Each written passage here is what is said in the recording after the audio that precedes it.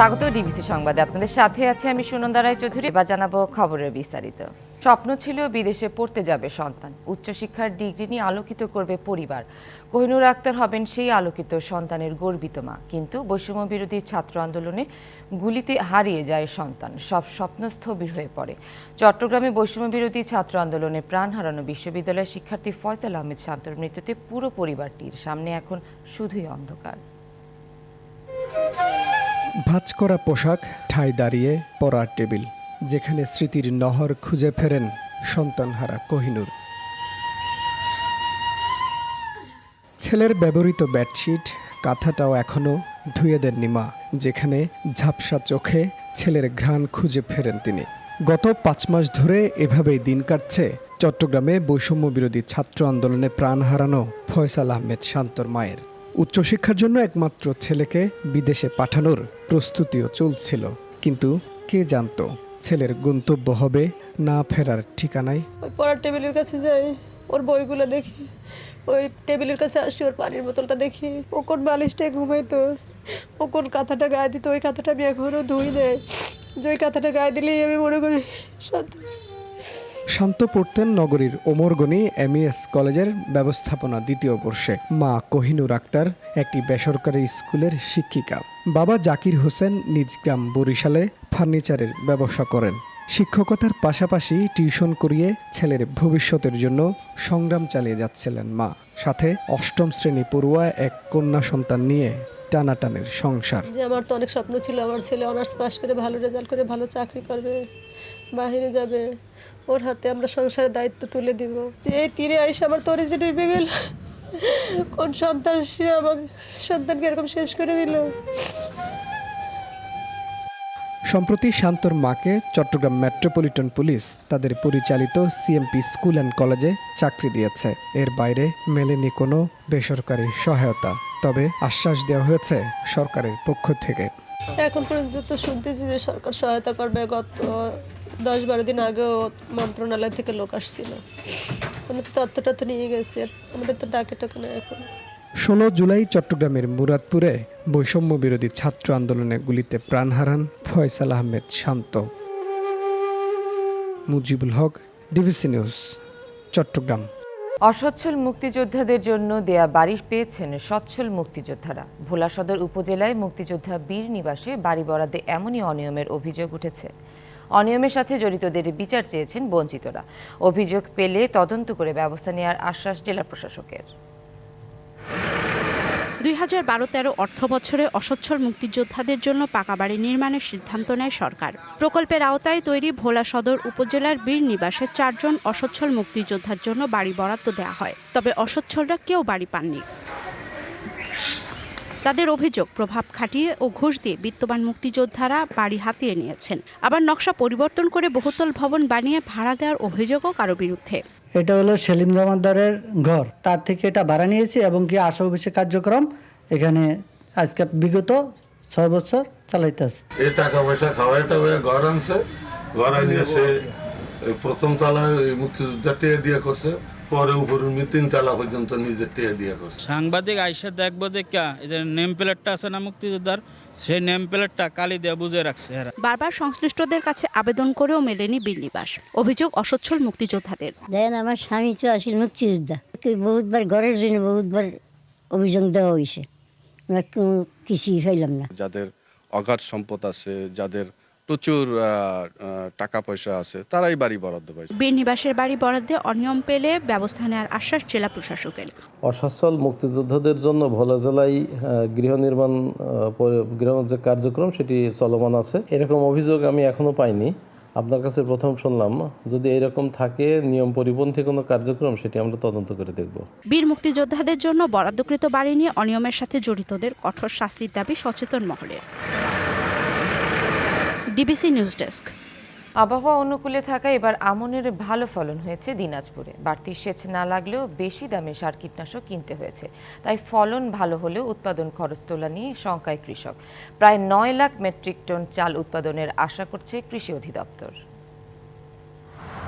শস্য ভাণ্ডার খ্যাত দিনাজপুরে বিস্তীর্ণ মাঠ জুড়ে শোভা পাচ্ছে সোনালী পাকা ধান।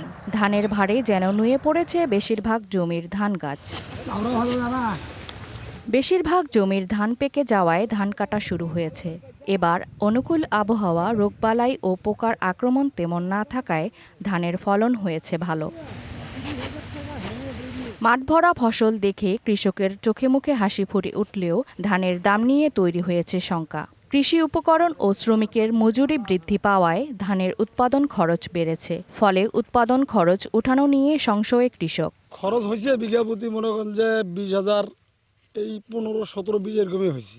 1 বিঘা মাটি কাটতে গেলে আমাকে কাটনি দিতে হয় 5,000 5,500 টাকা। চাষ করতে গেলে মনে করেন এখন 1,000 টাকা চাষ নেয়, কত তেলের দাম বেশি। ফলন তো মোটামুটি ভালো হয়েছে, এখন বাজার তো খুব খারাপ।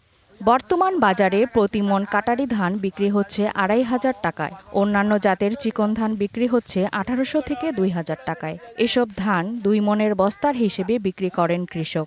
খরচা যেভাবে খরচ আর ধান লাগানো হয়েছে সেই হিসেবে আমার ধানের দাম উঠে না, কিষানের দাম হয় না। মানে উৎপাদনের খরচ তুলনায় ধানের দামটা আর একটু বেশি হওয়ার দরকার, তাহলে আমাদের কৃষকের কিছুটা পড়তা পড়বে। তবে কৃষি সম্প্রসারণ অধিদপ্তরের দাবি, সেচের জন্য বাড়তি খরচ না হওয়ায় উৎপাদন খরচ কম হয়েছে।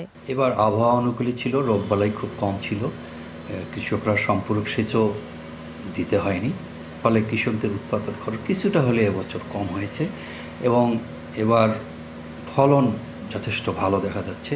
এবার জেলায় 2,60,856 হেক্টর জমিতে আমন চাষ হয়েছে। প্রায় 9 লাখ মেট্রিক টন চাল পাওয়া যাবে বলে আশা করা হচ্ছে। Saima Akhtar, DBC news desk. পটুয়াখালীর বিস্তীর্ণ মাঠ জুড়ে এখন আমন ধান কাটার দৃশ্য। ব্যস্ত সময় পার করছেন কৃষকরা। আশানুরূপ ফলন ও বাজার দর পাওয়ায় খুশি তারা। তবে ধান বেচার সময় মাপে কারসাজি নিয়ে ক্ষোভ রয়েছে চাষিদের। বিষয়টি খতিয়ে দেখে ব্যবস্থা নেওয়ার কথা বলছে কৃষি বিভাগ। এভাবেই উপকূলীয় জেলা পটুয়াখালীর বিশাল মাঠ জুড়ে আমন ধান কাটায় ব্যস্ত কৃষক। ভোর থেকে গভীর রাত পর্যন্ত ধান কাটা, মাড়াই, ঝাড়া দিয়ে ফসল ঘরে তুলছেন চাষিরা। অংশ নিচ্ছে পরিবারের সদস্যরাও। মৌসুমে কাজের চাপ বাড়ায় বেশ চাহিদা শ্রমিকদেরও। এখন আমাদের এই 2 মাস থেকে খুবই ব্যস্ততা এবং সকাল থেকে রাত 9টা-10টা পর্যন্ত আমাদের ধান বেচা কিনার চাপ খুবই থাকে। কোথায় আমরা থাকি, রাত 2টা-3টার সময় আমরা ধান গ্রাম থেকে এই জায়গায় আনি। এদিকে চলতি বছর ভালো ফলন ও ন্যায্য মূল্য পাওয়ায় খুশি কৃষকরা। ছোট মাপ নেয় 900 টাকা আর 50 কেজি সেইটা নেয় 1100 টাকা। আমরা এখন ব্যস্ত সময় পার করতেছি পরিবারের ভালোর জন্য আর কি। আমরা স্কুল বন্ধ দিয়ে এই আমাদের ফসল উড়াইতেছি। মধ্যস্বত্বভোগীরা মন প্রতি 1170 থেকে 1200 টাকায় কিনে চালকলে 1350 টাকায় বিক্রি করবে জানান স্থানীয়রা। কেনার ক্ষেত্রে মাপে কারসাজির অভিযোগ রয়েছে কৃষকদের। পটুয়াখালী জেলা কলাপাড়া উপজেলা থেকে বিভিন্ন গ্রাম থেকে ধানগুলো সংগ্রহ করা হয়েছে। এবছর আমরা এখন গ্রামে চাষিরে 1200 টাকা দিচ্ছি এবং আমাদের ক্যারিং খরচ আছে, লেবার আছে নিয়ে, তাতে আমরা 1300-র উপরে বিক্রি করি। সঠিক মাপে ধান না কিনলে ব্যবসায়ীদের আইনের আওতায় আনার কথা জানান এই কর্মকর্তা। পরিমাপের বিষয়টি সঠিকতায় নিয়ে আসা এবং তারা যাতে 40 কেজিতেই ধান কিনে এবং বাজারে বার্গেনিং করে দামের মূল্য নির্ধারণ করা, কৃষকরা যাতে প্রতারিত না হয় সেই বিষয়টির জন্য আমরা অত্যন্ত সজাগ আছি। চলতি মৌসুমে জেলায় 1,89,750 হেক্টর জমিতে আমনের আবাদ হয়েছে। DBC news desk. দিনাজপুরের মাঠে মাঠে শুরু হয়েছে আমন ধান কাটা মাড়াই। তাই চাহিদা বেড়েছে মাড়াই মেশিনের। স্থানীয় কারখানাগুলোতে এই যন্ত্র তৈরিতে ব্যস্ত কারিগররা। কাঁচামালের দাম বাড়ায় এবার উৎপাদন খরচ বেড়েছে দাবি কারখানা মালিকদের। তাই বাড়তি দামে বিপাকে কৃষকরা। একসময় ধান কাটাই মাড়াই হতো সনাতন পদ্ধতিতে। এখন মাড়াই মেশিনের উপরই ভরসা রাখছেন কৃষকরা, তাই বেড়েছে এর চাহিদা। দিনাজপুরের বিভিন্ন উপজেলায় তৈরি হচ্ছে ধান মাড়াই মেশিন। আমন মৌসুমে চাহিদা থাকায় কারখানাগুলোতে বেড়েছে কারিগরদের ব্যস্ততা। এতে কর্মসংস্থান হয়েছে স্থানীয় অনেক যুবকের। আর এখন ডিজিটাল পদ্ধতিতে যে ধান মাড়াইটা করা হয় 15 থেকে 20 মিনিটের মধ্যেই আমাদের ধান মাড়াই করা হয়। এলাকায় যদি আরও 2-4টা এরকম ধান মাড়াই মেশিনের কারখানা হয়, এলাকার উন্নয়ন, বেকারত্ব, ছেলেপেলেদের উন্নয়ন। মারাই মেশিনের কারণে ভোগান্তি কমেছে কৃষকদের। সময় ও অর্থের সাশ্রয় হলেও মেশিনের দাম দ্বিগুণ বাড়ায় বিপাকে ক্ষুদ্র কৃষকেরা। শীত আগে আমরা কিনতাম 55 টাকা 60 টাকা, এখন আমাদের শীত কিনতে হচ্ছে আপনার 160 অথবা 65 টাকায়। সরকার যদি এই অবস্থায় আমাদেরকে একটু কৃষি লোন টোন বড় দঙ্কের কোনো কিছু দিত, তাহলে আমরা কৃষকদেরকে সুযোগ সুবিধা আরো ভালো দিতে পারতাম। কাঁচামালের চড়া দামে বেড়েছে উৎপাদন খরচ, তাই সরকারি সহায়তা পেলে কম দামে বিক্রি সম্ভব বলছেন কারখানা মালিকরা। আমাদের সিলেট, আপনার ফেনী, আমার রংপুর সব জায়গাতেই যায়, আমরা আসলে সুযোগ সুবিধা কিছুই পাই না। যদি আমরা সুযোগ সুবিধা ভর্তুকি এবং অন্য অন্য সাইডের সুযোগ যদি পাই, আমরা কারখানা সুন্দরভাবে করার চিন্তা ভাবনা করব। প্রতি বছর জেলার বিরামপুর, নবাবগঞ্জ ও ঘোড়াঘাট উপজেলায় প্রায় 250 থেকে 300 মারাই মেশিন বিক্রি হয়, যার বাজার মূল্য প্রায় 10 কোটি টাকা। DBC news desk. চীনের গণমাধ্যম কাজ করে মূলত সরকারের উন্নয়ন তুলে ধরতে। তবে যে কোনো সমস্যায় চীনের জনগণ একটি বিশেষ নম্বরে ফোন করে এবং সেই অনুযায়ী পত্রিকা বা টেলিভিশন প্রচার করে, আর সেই খবর থেকেই ব্যবস্থা নেয় চীন সরকার। বেইজিং থেকে আরও জানাচ্ছেন ইশরাত জাহান উর্মি। গণচীনের আমন্ত্রণে মিডিয়া ডেলিগেশন বেইজিংয়ে। দেশটির সবচেয়ে বড় 3টি গণমাধ্যম পিপলস ডেইলি, চায়না ডেইলি ও সিনহুয়া মিডিয়া গ্রুপ ভিজিট ছিল সফরের অন্তর্ভুক্ত। মূলত চীনের ক্ষমতাধর কমিউনিস্ট পার্টির নানা খবর দেয় তাদের কাজ, তবে উন্নয়নের সংবাদই বেশি প্রচার করে মিডিয়া হাউসগুলো। এই ধরনের খবর দেয়াকে তারা বলছেন সোবার সাংবাদিকতা। তবে জনগণের নানা সমস্যা বিষয় রয়েছে একটি বিশেষ নম্বর, সেখান থেকে তথ্য নিয়ে প্রয়োজন অনুযায়ী ব্যবস্থা নেয় সরকার। সরকারের উন্নয়নের সব চিত্র আমরা তুলে ধরি, সমালোচনা করলেও সেটা আমরা করি গঠনমূলকভাবে। এটাকে আমরা বলি সোবার সাংবাদিকতা। বিভিন্ন দেশের সাথে সম্পর্ক নিয়েও কাজ করে এই গণমাধ্যমগুলো। চীনের সবচেয়ে বড় মিডিয়া হাউস সিনহুয়া আধুনিক 3D প্রযুক্তি থেকে শুরু করে সমস্ত সুবিধাই রয়েছে তাদের। চীনের এই গণমাধ্যমটি শুধু গণমাধ্যম নয়, প্রতিদিন লাখ লাখ মানুষ এই গণমাধ্যমে তাদের সমস্যা জানায়, আর সেই সমস্যা অনুযায়ী সরকার বিভিন্ন ব্যবস্থা নেয়। এভাবেই গণমাধ্যম হয়ে ওঠে জনমানুষের মাধ্যম। ইশরাত জাহান উর্মি, ডিবিসি নিউজ, বেইজিং, চীন। পৌষের শুরুতে উত্তরাঞ্চল সহ দেশের বিভিন্ন জেলায় বাড়ছে শীতের প্রকোপ, প্রভাব পড়ছে জনজীবনে। উত্তরের সীমান্তবর্তী জেলা ঠাকুরগাঁওয়ে শীতের তীব্রতা বাড়তে শুরু করেছে। জেলার সর্বনিম্ন তাপমাত্রা রেকর্ড করা হয়েছে 10.2 ডিগ্রি সেলসিয়াস। শীতের প্রকোপ বাড়ায় জনজীবনে এর প্রভাব স্পষ্ট রয়েছে। বিশেষ করে খেটে খাওয়া নিম্ন আয়ের মানুষজন পড়েছে বিপাকে। শীত নিবারণের জন্য অনেকেই ভিড় করছেন স্থানীয় বাজার কম্বল ও শীতবস্ত্র কিনতে। চুয়াডাঙ্গার সর্বনিম্ন তাপমাত্রা রেকর্ড করা হয়েছে 11 ডিগ্রি সেলসিয়াস। জীবিকার সন্ধানে শীত উপেক্ষা করেই কাজের সন্ধানে বেরিয়েছে শ্রমজীবী ও দিনমজুররা। অনেকে কাজ না পেয়ে ফিরে যাচ্ছেন। এদিকে হাসপাতালগুলোতে বেড়েছে রোগীর সংখ্যা। এছাড়া পঞ্চগড়, কুড়িগ্রামে শীতের কারণে সকালে সড়কে মানুষের চলাচল ছিল কম। আগামী দিনগুলোতে শীত আরও তীব্র হতে পারে বলে পূর্বাভাস দিয়েছে আবহাওয়া অফিস। শীতের আরও খবর জানাতে কুড়িগ্রাম এবং চুয়াডাঙ্গা থেকে যুক্ত হচ্ছেন আমাদের সহকর্মীরা। প্রথমেই যাব কুড়িগ্রামে আছেন আমাদের সহকর্মী ওয়াহিদুজ্জামান তুহিন। আজ তাপমাত্রা কেমন দেখছেন, শীতে জনজীবনের প্রভাব কেমন পড়ছে, বিস্তারিত জানাবেন। সুনন্দা, তাপমাত্রা কিছুটা বেড়েছে। যদি বলি গত এক সপ্তাহ ধরে যেটি 11-12 মধ্যে ছিল, সেটি আজকে 13 ডিগ্রি সেলসিয়াসে রয়েছে। সে কারণে কিছুটা উত্তাপ পেয়েছি এবং আকাশ পরিষ্কার থাকায় সূর্য আজকে রয়েছে কুড়িগ্রামের আকাশে। তো এটি থাকলেও আসলে পৌষ মাস শুরু হয়ে গেছে, সে কারণে আসলে কনকনে ঠান্ডার যেটা প্রভাব সেটি ধীরে ধীরে বাড়তেছে। যদিও দিনের সূর্যের তাপমাত্রা কিছুটা উষ্ণতা মানুষ পেয়ে থাকে আমরা দেখেছি।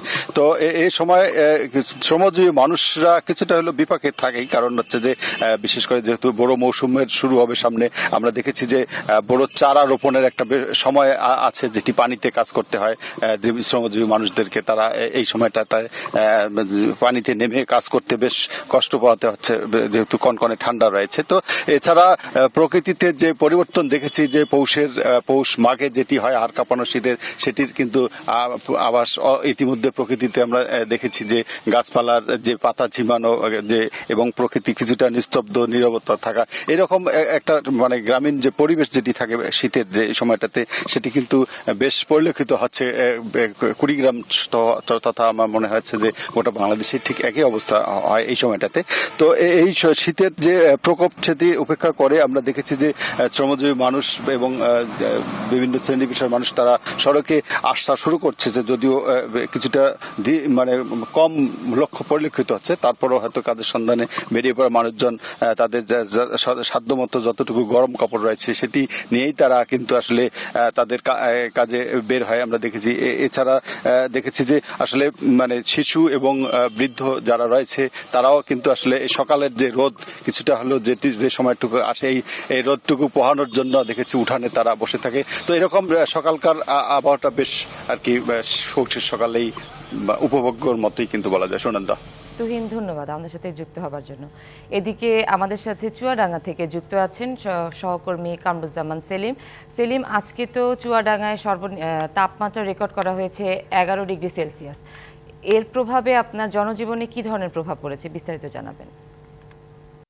সুনন্দা, গতকালকে কিন্তু চুয়াডাঙ্গার কিন্তু তাপমাত্রা সকাল 6টায় 11.3 ডিগ্রি সেলসিয়াস রেকর্ড করা হয়েছিল। আজকে সকালে কিন্তু তাপমাত্রা রেকর্ড করা হয়েছে 11 ডিগ্রি সেলসিয়াস এবং গতকালকে চুয়াডাঙ্গায় সর্বনিম্ন তাপমাত্রা রেকর্ড করা হয় 10.7 ডিগ্রি সেলসিয়াস। এই তাপমাত্রার কারণে কিন্তু সাধারণ মানুষের কিন্তু বেশ ভোগান্তি বেড়েছে। আমরা দেখেছি বিকাল গড়ানোর সাথে সাথে সাধারণ মানুষের যে চলাফেরা সেটি কমে গেছে এবং রাত বাড়ার সাথে সাথে কিন্তু শীতের যে তীব্রতা সেটি বেড়েছে অনেক গুণ। আবার আমরা দেখেছি মধ্যরাত পর্যন্ত কিন্তু ঘন কুয়াশায় চারিদিক ঢেকে থাকছে এবং সকালের কুয়াশা কমে যাচ্ছে এবং কুয়াশা কমার কারণে শীতের যে তীব্রতা সেটি কিন্তু বাড়ছে। এর কারণে কিন্তু সাধারণ মানুষ যারা নিম্ন আয়ের মানুষ যারা খেটে খায় তারা কিন্তু কাজে যেতে পারছে না, আর কাজে না যাওয়ার কারণে কিন্তু তাদের বেশ ভোগান্তিতে পড়তে হচ্ছে। আমরা হাসপাতালগুলোতে দেখেছি, হাসপাতালে কিন্তু শিশুদের ডায়রিয়া এবং নিউমোনিয়া এবং বয়স্কদের কিন্তু শ্বাসকষ্টজনিত রোগী ভর্তি হচ্ছে।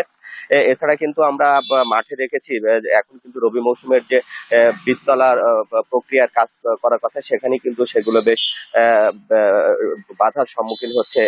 আমরা কিন্তু শহরের বিভিন্ন প্রান্তে ঘুরে দেখেছি যারা নিম্ন আয়ের মানুষ রয়েছে তারা কিন্তু খড়কুটে জ্বালিয়ে শীত নিবারণের চেষ্টা করছে, কিন্তু সেটি কিন্তু বৃথা একেবারেই।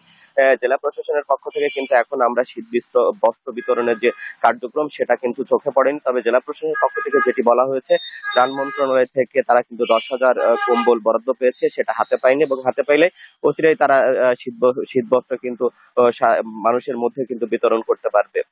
আমরা আবহাওয়া অফিসের সাথে কথা বলেছি, আবহাওয়া অফিসের পক্ষ থেকে যেটি বলা হচ্ছে আগামীকাল থেকে 3 দিন যে তাপমাত্রা সেটি তাপমাত্রা পারদটা কিছুটা বাড়বে, কারণ আকাশ মেঘলা থাকবে। আকাশ মেঘলা থাকার কারণে শীতের যে তীব্রতা সেটা কিছুটা লাঘব হবে। আমরা কিন্তু এখন দেখছেন আমার পিছনে দেখছেন কিন্তু রোদ উঠেছে, কিন্তু এই রোদ কিন্তু কিছুই কিন্তু কাজ হচ্ছে না, কারণ যে উত্তরের হিমবাতাস সেই হিমবাতাসের কারণেই কিন্তু শীতের যে তীব্রতা সেটি বাড়ছে। তো সুনন্দা, এই ছিল চুয়াডাঙ্গা থেকে শীতের সর্বশেষ পরিস্থিতি। সেলিম, ধন্যবাদ আপনাকে। শীতের শুরুতেই খেজুরের রস সংগ্রহে ব্যস্ত টাঙ্গাইলের গাছিরা। এই অঞ্চলের রসের গুণগত মান অনেক ভালো হলেও পর্যাপ্ত গাছ না থাকায় কাঁচা রসের চাহিদা মেটাতে বেগ পেতে হচ্ছে গাছিদের।